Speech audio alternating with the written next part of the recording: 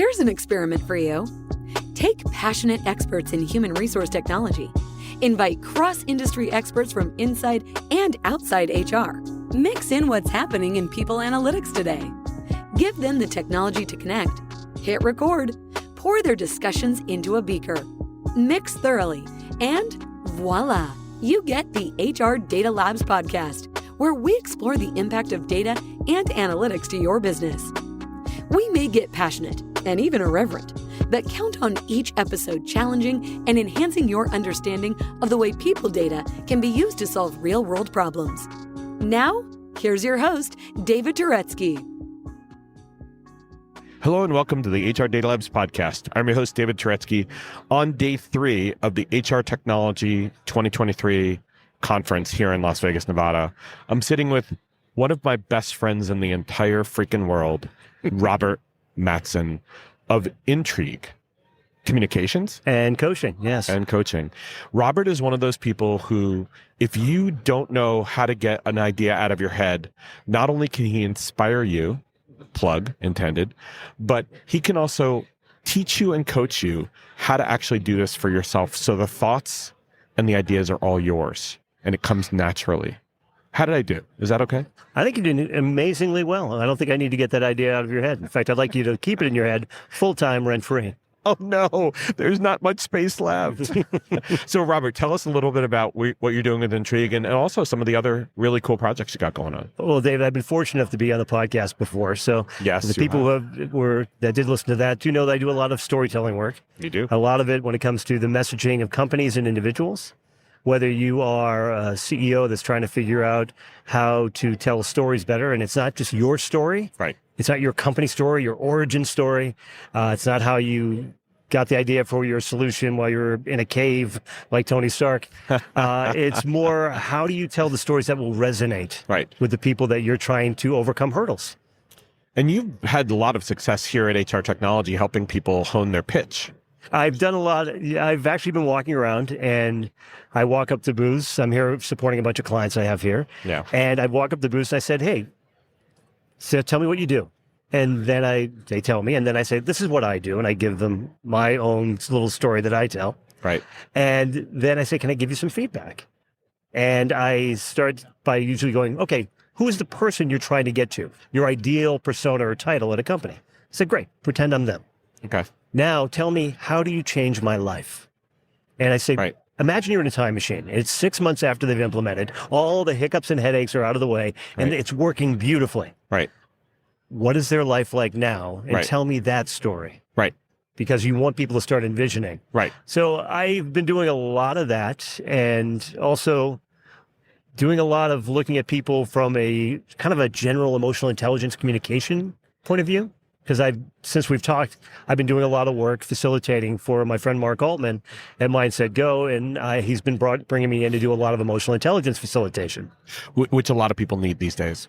It's pretty amazing because I learn as much teaching as I do from anything, because I get to look at things in a different way and hear how people view things. Right.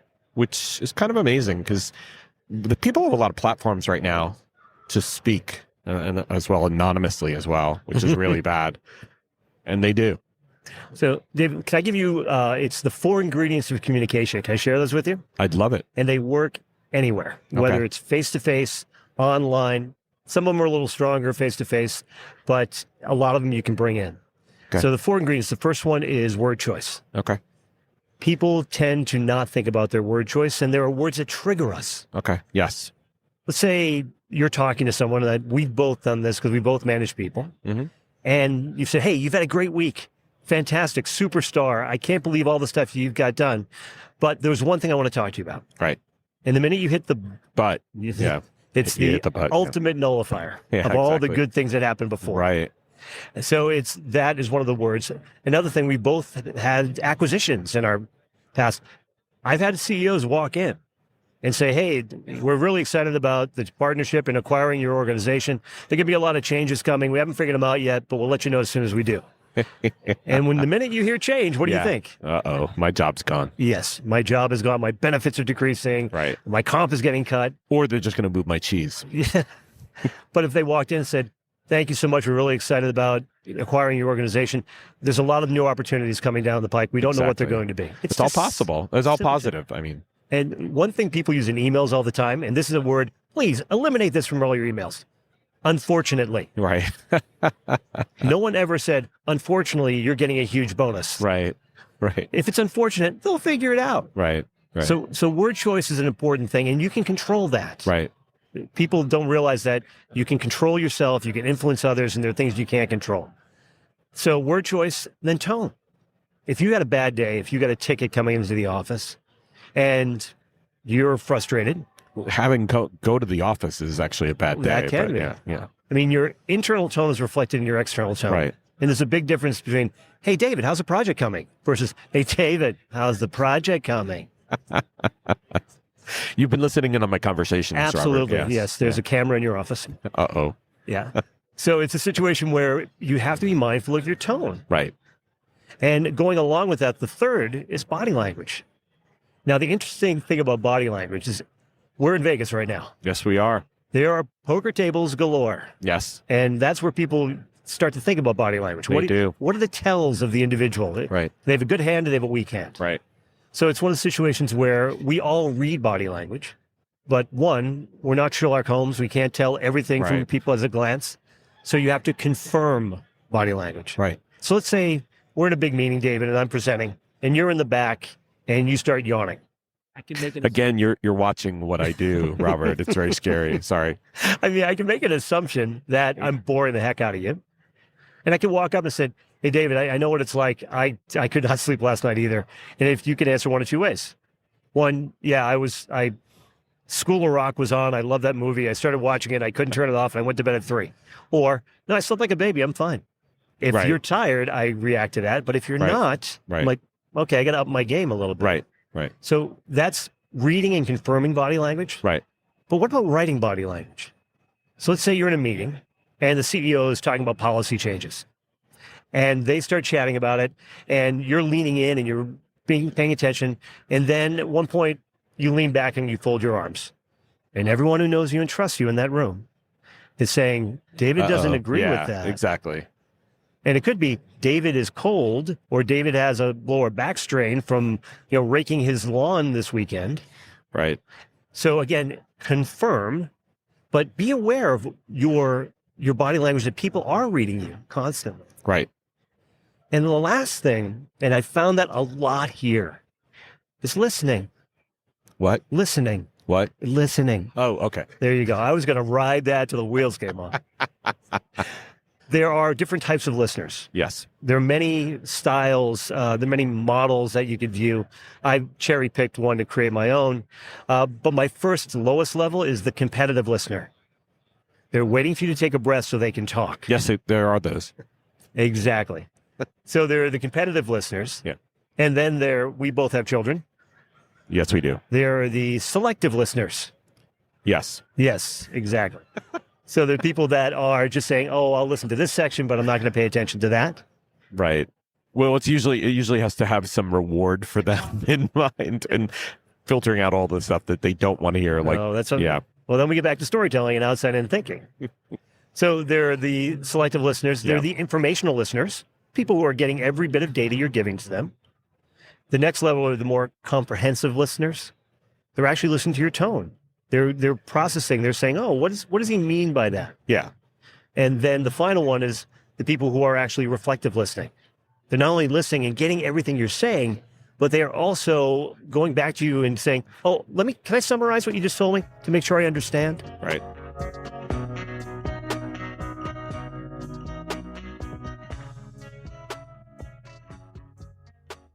I think we go through cycles of that in certain conversations. There are people who they live one because they're just in a different mindset. But there are a lot of people who may actually take on different pieces of that at different times of the conversation. Like you were mentioning, I'm sitting in a room, I'm listening to someone talk, either my back hurts or I don't agree with somebody, Sure. and I change. So how do we keep people engaged so that we keep a consistency on which level we want them to be able to be utilizing in our communications. The key to keeping people engaged is one, knowing the audience first, knowing what's going to interest them. Hey, this is Brent Skinner, host of Small Talk Window here at the Work Defined Podcasting Network. Have you ever wanted a short podcast to listen to during a coffee break of your workday? You've come to the right place. My guests dispense with the small talk as quickly as possible and settle into a meaningful conversation around the world of work. And then it's a hard thing to say, but pander to them a little bit. Yes. People are all selfish. They want something out of the conversation. So make sure that you are taking care of things that are going to get their attention early. Right. And it might be the elephant in the room. It might be something like, I know what you're thinking. I had a CEO after we got acquired at a company in the past that opened up his conversation saying, let's start with your jobs. Because if I don't tell you what's going to happen with your jobs, you're not going to listen to anything else. Yeah, right. So starting with the elephant in the room, starting with their selfish motivations and giving them value. Right. Every conversation should start with, how am I giving this person some value? Unfortunately, though, there are a lot of meetings where the WIFM isn't obvious. And in many of those meetings, one of the questions that somebody has to ask in the audience is, why are we having this meeting? If there's nothing that's coming out of this is just informational. Just send us a freaking email. So you're absolutely right. That would be beneficial. But if you still are having that meeting, can you, I don't want to say sugarcoat, but can you wrap it in something more interesting? Like bacon wrapped scallops for those people who eat that? I'm so hungry right now. But it's a situation. If you're giving someone an update on some dry data, right? The data's there for a reason. Eventually, it affects somebody. So jump from just the data. Don't tell them how you figured it out. They don't care. Get to the point of how this data can affect their lives, and tell that story, and then insert the data into that story. Sure. But that takes a level of skill, Robert, that I think it may be easy for some of us, and it may be very difficult for others. Like, I'm presenting today at 1:30, and one of the first things you were talking about as we were discussing this is, obviously you're talking about the WIFM, and you're talking about, making sure that you're pandering to the audience and things like that. I try and start off the conversation on a humorous note to invite them in. And then I walk through the crowd and look at them in the eye to see who's paying attention, who's not. And I make a joke at the beginning to say, I'm going to walk around and I'm going to see if you're awake. And if you're not paying attention, I'm going to throw an eraser at you. Does that remind you of something? And someone will shout out, is this school? And I say, yes. And it's also not legal there either. But I'm going to walk around and I'm going to try and keep your attention. Because, you've been in those presentations before too. Yeah, sure. You know how difficult it is, whether it's 40 people or 400. And so the question I want to ask is, going back to where you were, is the structure of a meeting, the time of a meeting, the timing of the meeting, meaning, is it before lunch? Is it right before lunch? Or is it right after lunch? All those things play into the emotion, the information being shared, the messages being received. So I guess my question back to you is there an optimal time for positive messages, for negative messages, or for just having the damn meeting? like 4:30 on a Friday night during the summertime. So positive messaging is good anytime. Negative messaging, that's when it gets a little stickier. And as much as I hate to say it depends, I'm going to give you some examples of things that can happen. I was working with a company. They're a sign maker. They actually make signs for buildings and for the state of Massachusetts. Cool. Great organization. And we talked about location for having conversations.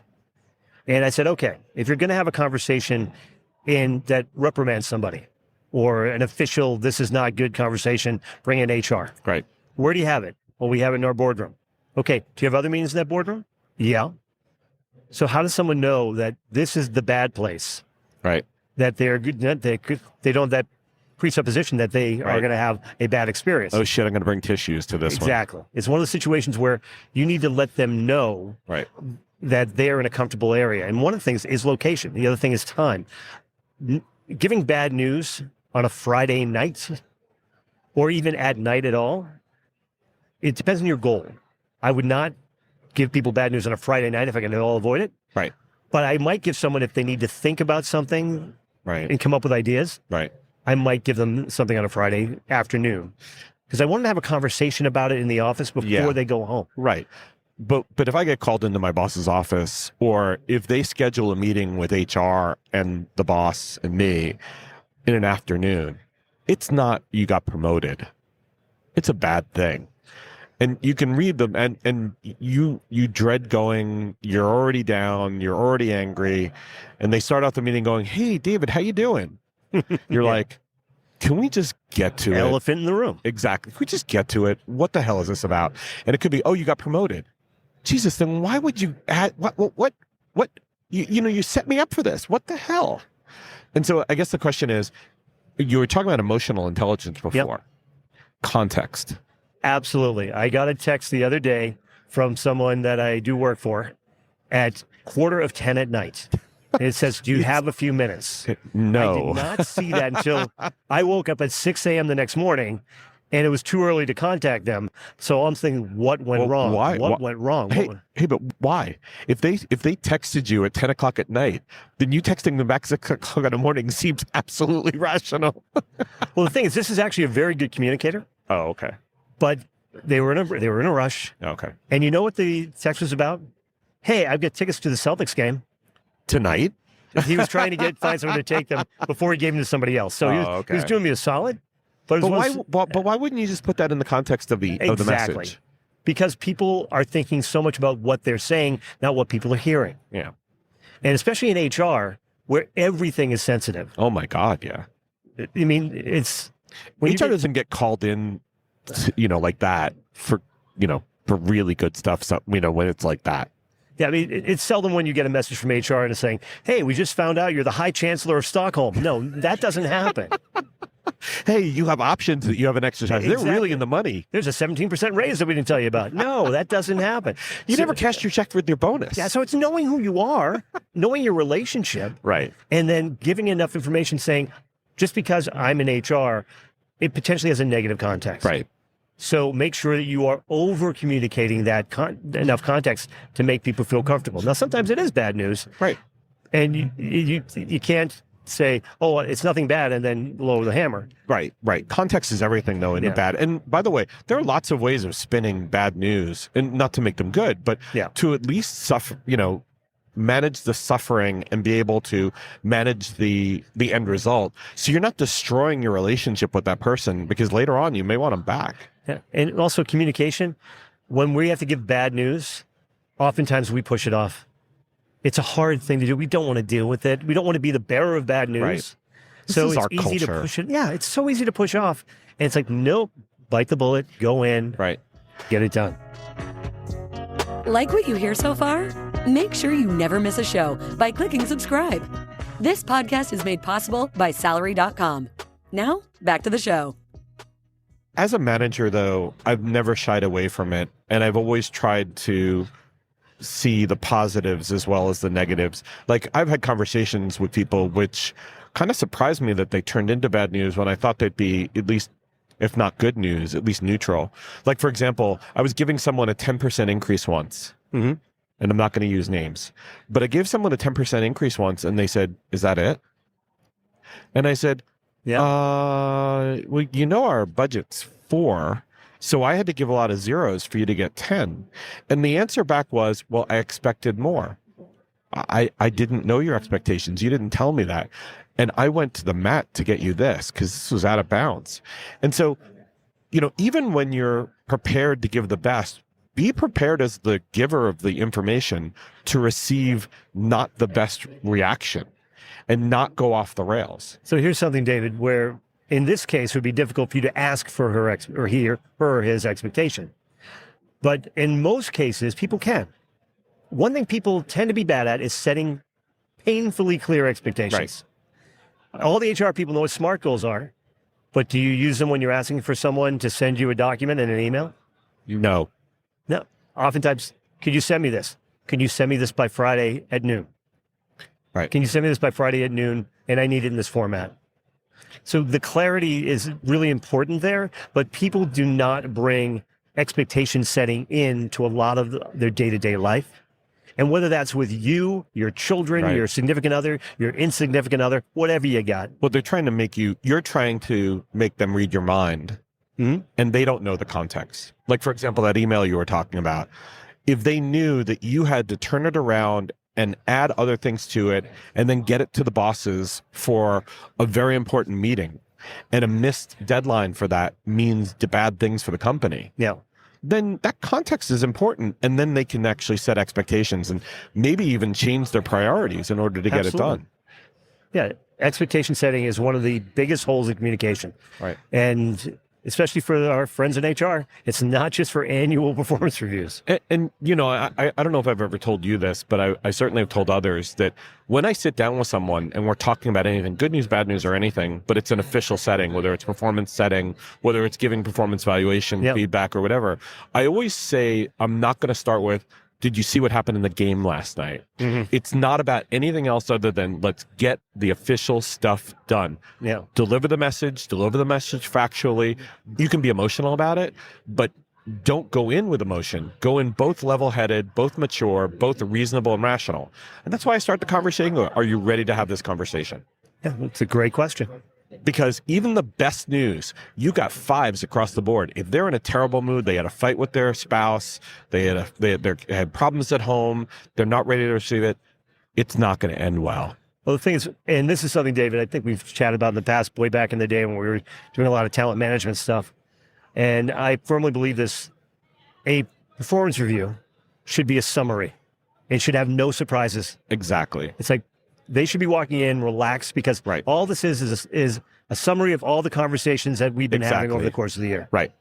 And that's when you think about the year-long performance conversation, which is Yes. what everyone is trying to do, but often managers are not great at it. Well, there's also the recency effect of, did I screw Sure. something up in the last Oh, 2 weeks? hell yeah. Or did I do something great in the last 2 weeks, but I screwed something up a month before? A lot of people tend to forget those things. Well, I used to refer to it as the May superstar. So in May, they were amazing, but in December, they struggled. Yes. And recency effect. Yes, exactly. Yeah. But you're right. You're absolutely right. A lot of those conversations should be ongoing. They shouldn't be surprises. They should be summaries. And again, fait accompli. We both know what's going to happen. Unfortunately, it almost never happens that way. Yeah. And then you get to the point, and I've been facilitating a lot of this emotional intelligence stuff. So how do you deal with conflict? Yeah. And the best Yeah. way of dealing with conflict is making sure it doesn't happen. Right. Setting the clear expectations, communicating well, making sure people know what's expected of them. Right. But then if you do have conflict, do you have a plan for when conflict happens? And how to by the deal? way, that's not having a box of tissues on your desk. No. That's wrong. It's like, before we talk, here's the tissue. Yes. Yes. By the way, here's an envelope. Don't open it till we're done. Yes. Right. But it's got instructions in it. And yes, here's a box. You might need this. You will definitely need this on your way out the door. By the way, you see that guy there? He's going to help you. What is it? You're getting promoted into that corner office. They're going to help you move. And but this is your new card key. It gets you a higher level. Oh my God, I thought I was getting fired. Exactly. You're not. No. Yeah, it's sometimes being straightforward. Being witty is not the best choice sometimes. Right. What do I they say? told you. Burying the lead. But this is, unfortunately, this is that kind of relationship that we have around HR conversations. Yeah. Is that they're usually not positive. They usually miss expectations. They're usually not aligned with everything that we've talked about the entire year. So I kind of go back to all the things we've just talked about. Being an emotionally intelligent person as a boss, having skills as a boss, means that all of the things that you and I have just talked about getting the right expectation set, getting the right story, getting the right emotional, body language and emotional reaction to people, it really takes a lot. That's a lot of hard work, isn't it? Well, it is, because you have to think so much outside of yourself.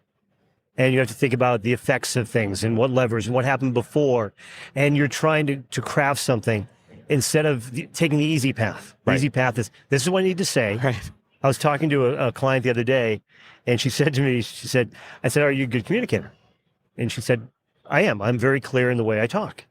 And I get the message across very, very clearly. I'm like, great. Let's talk about not what you say, but what they hear. Right. And we're on the path where someone who is a very good technical communicator now has to become an emotionally intelligent communicator. Right. Well, I think you've heard some of these podcasts. You've been on them. Mm-hmm. I'm not the best communicator in the world. I know my flaws. And that's the reason why I love having a friend like you who can actually point them out to me. Robert is really nice about it, though, when he points out my flaws. But it also, I learned so much when we interact because I need to be better. I need to get better. And I acknowledge that sometimes I'm not the best communicator. And I think that's one way. I know I sound like I'm coming from an Alcoholics Anonymous meeting. I know there are steps to get there. I know one of the really first steps is acknowledging you need the help in order to be able to get there so that you get past some of those hurdles that you could actually have hurt people on in the past because you're not effectively communicating. Yeah. You're not getting your message across. You're unintentionally using language that could actually destroy your relationship, right? Hey, are you listening to this and thinking to yourself, man, I wish I could talk to David about this? Well, you're in luck. We have a special offer for listeners of the HR Data Labs podcast. A free half-hour call with me about any of the topics we cover on the podcast or whatever is on your mind. Go to salary.com/HRDL consulting to schedule your free 30-minute call today. What is your ideal methodology of being able to open someone's awareness of, you need some work on this? How do you overcome that? How do you get that message to someone? It's very difficult if you don't have the self-awareness that you have a challenge. What I would say is look at the challenges that you have in your communication. And the first thing is don't think it's a them problem. Always take responsibility that there's something you can do to improve the situation. Right. So if you have a problem with somebody, think of them as the hero of their own story. Right. They're not the villain. They are just doing their process and you're running yours. Right. And then say, what can I change in my process? And then you're kind of A/B testing. Yeah. Where you try it and see what happens and then be open to feedback. And different generations, different types of people, different cultures will react differently to you. You may be spot on with certain cultures, but completely off in others, right? It's very true because we have different goal systems. Not goal systems, but value systems. Yeah. And the value system, let's say I tend to be on time or early, and that is my value system. Right. I have friends that come from cultures where usually my people come from a very cold place where if you with don't really, get there, really fast put together furniture, if you read the instructions. And then there are people that come from more tropical climes, which tend to be laid back. They tend to be more laid back. Yeah. And so there's concepts where being 5, 10, half an hour late, it's like, wait, party starts when I get there. Right. And I'm like, no, if you are a minute late, you were disrespecting me. Yes. And that's a situation where I had to accept, like, no, they're not disrespecting anyone. That is their culture. Right. And if I say you have to be there 15 minutes early, I'm disrespecting them. So we have to find a middle ground. Right. Or because not everybody is intentional with it, they at least have to understand that they need to compromise. Yep. I've been on lines before. You may have waited on lines before too. I wait in lines. I'm not from New York. I get in the plane. I don't get on the plane. That's somebody else's joke. But when you're standing on line, and if it's usually a long line, there's obviously complaints. Yeah. When you go to Disney and you're standing on line for one of the Star Wars exhibits, and they say to you, it's going to take 90 minutes from this point, and it freaking takes 90 minutes from that point, you don't have people online going, oh, grumble, grumble, grumble. You have, ooh, I'm so excited, because the expectation's been set. Exactly. And they communicate and communicate. There's in the app for the Disney map that says, this is going to take you 90 minutes. And it's freaking dead on accurate. It's crazy accurate. Mm-hmm. But and they're setting expectations over and over again. I don't think people have the awareness about setting expectations, either in how they communicate, how they're choosing to treat other people like that. Yeah. And that all sets up, like if you're waiting for me and you're like, God damn it, David, you're late again. And then you sit down and we start talking and you're like, in the back of your mind, you're like, he's late. He's not even going to acknowledge. He's not going to apologize to me. when I'm like, oh my God, I just had 5 people who were haranguing me who I couldn't get out of the conversation.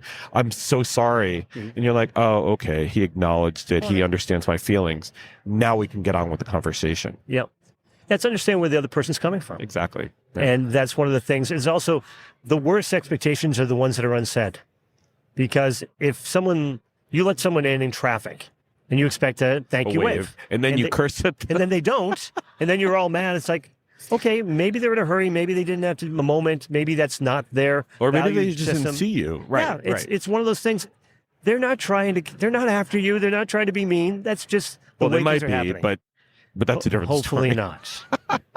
Yeah, and the people who are late, guess what? If people are late, or regardless of their culture, the culture they grew up in, if people tend to be late, you can say, hey, I would really appreciate if you could be here when we start the meeting, because we're wasting some people's time. Exactly. And let them know what's going on. And then if they don't, then you have another conversation. Right. And this is kind of the 3-step. Conversation. Do I live with it? I can't get into changes, so do I live with it? Or do I just have to make a change outside of that? To me, the worst thing that you can do in that, though, is swallow it and let it fester. Oh, absolutely. And then it affects decision-making you're making later when it was an innocent thing that now has been blown out of proportion and become a wedge. So the funny thing, David, is so let's say that happens. So let's say I'm late. First time, it doesn't bother. You say, not a big deal, and you swallow it. Second time, happens again. He's busy. I'm not going to say anything. Third time, you're like, I got to say something. You're coming at me with third-time energy, and this is the first time I'm hearing about it. I'm like, why are you blowing up? Right, exactly. But for you, it's, no, this has been festering, to use your term. Right. So yes, it's very important to try to be open with these things. Right. But in a way that's constructive. Right. Here, I'll give you the cheat code. Be curious and non-judgmental. And that's a very difficult thing in 2023, isn't it? Yeah. We're about judgment. People love, America's Got Talent. They love being able to vote by phone. They love giving their feedback on anonymous websites where they can say whatever they want. We take everything so personally. Yeah, absolutely. So you're saying just chill the hell out. I'm saying try to understand where they're coming from.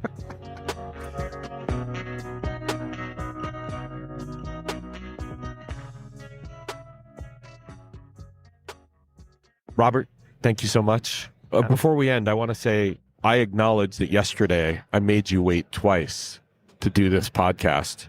And I would acknowledge the fact that I wasted your time. And I'm sorry about that. And I apologize for when I was supposed to be here in the beginning, and I had a client emergency I had to deal with, and I couldn't make it. But I did tell you at least, even though I was a few minutes late. That's okay. So I thank you for your consideration. I love my friend Robert. I will always love my friend Robert. He makes me a better human. Thank you, Robert, for being on our show. Thanks, David. Always a pleasure. Take care and stay safe. That was the HR Data Labs podcast. If you liked the episode, please subscribe. And if you know anyone that might like to hear it, please send it their way. Thank you for joining us this week, and stay tuned for our next episode. Stay safe.